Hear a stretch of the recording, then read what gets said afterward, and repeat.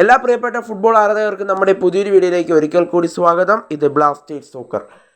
Copa America 2024 ഉദ്ഘാടന മത്സരത്തിൽ Argentina ഇന്ന് കാനഡയെ നേരിട്ടുകൊണ്ടിരിക്കുകയായിരുന്നു. എന്നാൽ ഇപ്പോൾ മത്സരം അവസാനിക്കുമ്പോൾ അർജന്റീന എതിരില്ലാത്ത 2 ഗോളിനാണ് ഇപ്പോൾ വിജയം നേടിയെടുത്തിരിക്കുന്നത്.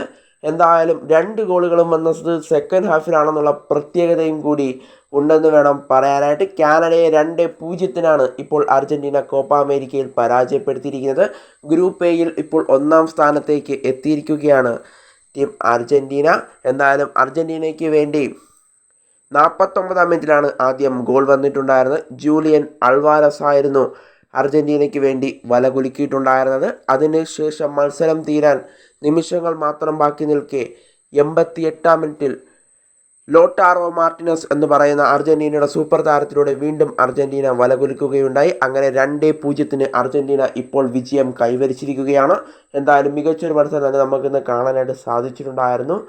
അർജന്റീന ഇന്ന് മികച്ചൊരു കളി തന്നെ കാഴ്ചവെച്ചിട്ടുണ്ടായിരുന്നു. എങ്കിലും ഇന്ന് കാനഡ ഒരു പ്രഷർ അർജന്റീനയ്ക്ക് നൽകിയിരുന്നു. അവരുടെ തുടരെയുള്ള ഒരു മുന്നേറ്റം നമുക്ക് കാണാനായിട്ട് സാധിക്കുന്നുണ്ടായിരുന്നു. എന്നാൽ അതിനെല്ലാം തടയിട്ടുകൊണ്ട് അർജന്റീനയുടെ പ്രതിരോധ നിര അവിടെ ഉണ്ടായിരുന്നു.